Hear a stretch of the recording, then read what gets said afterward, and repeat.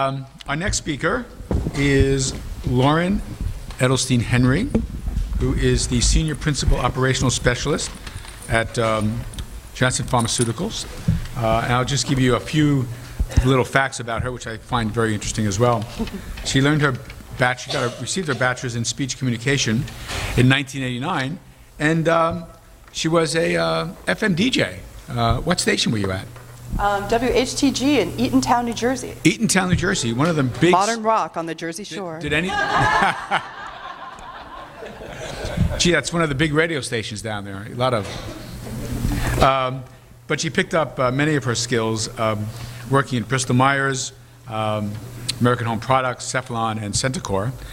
She went on to be assistant clinical scientist, an SAS programmer, to a systems analyst. She's been at J&J now for 15 years. And someday Lauren would like to go back and return to radio. So I look forward to seeing you maybe on one of the big stations in New York one of these days. There are 3 fun facts you should know about Lauren. She has 4 tattoos. All of them she's gotten since she's turned 40, which was a long time ago. No, not that long ago.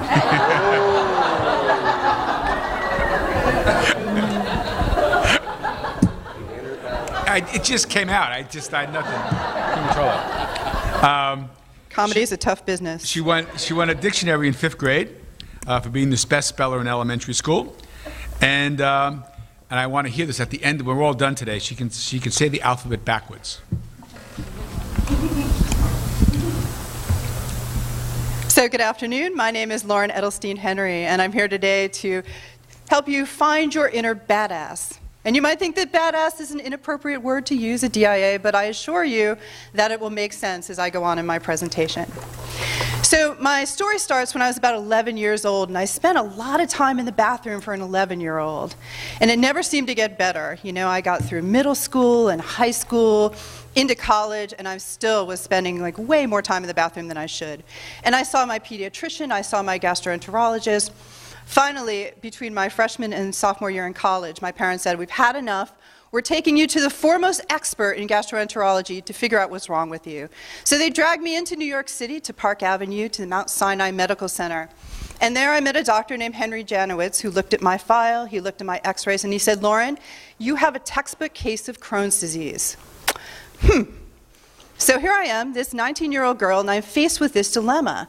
All of a sudden, I'm a 19-year-old girl who has Crohn's disease. If you don't know what Crohn's disease is, it's an immune disorder where your immune system will affect your digestive tract, anywhere from your mouth on out. For me, it was mostly in my colon, a little bit in my small intestine. It causes inflammation. It causes lots of problems. So, you know, again, here I am, a 19-year-old with this chronic disorder, and I have to make a decision.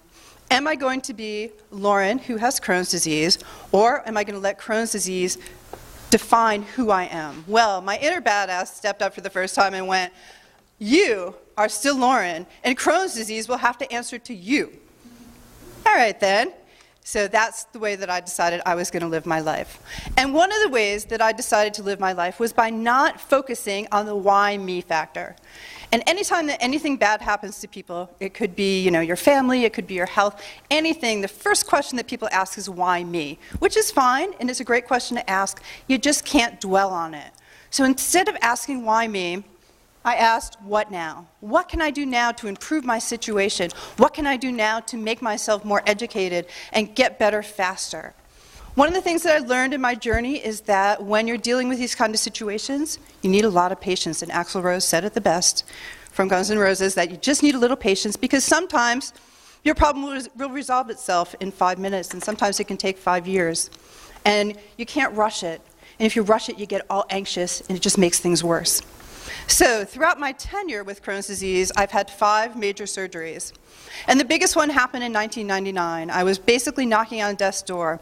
I was 106 pounds. I couldn't eat, I couldn't work, I had no quality of life.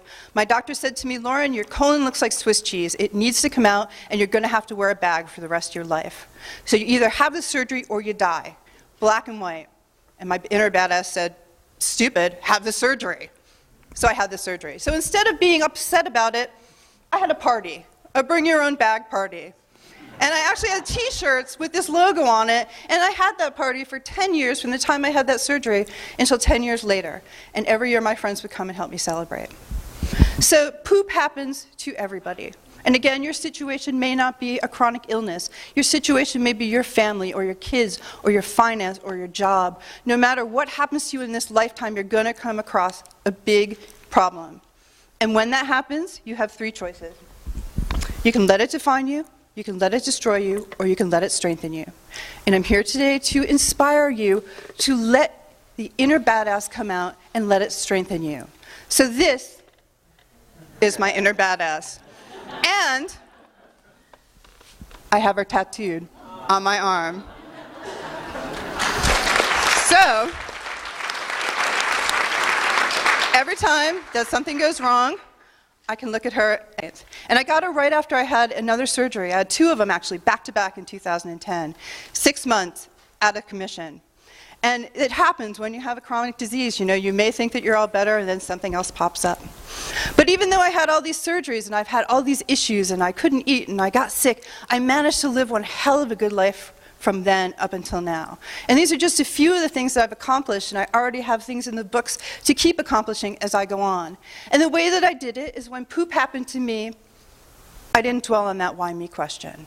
Instead of going, oh, why me, and being all upset, I said, what now? What can I do now? So my inspiration to you is that the next time that poop happens to you, you reach down deep inside yourself, you pull out your inner badass, and you be a little badass every day. Thank you.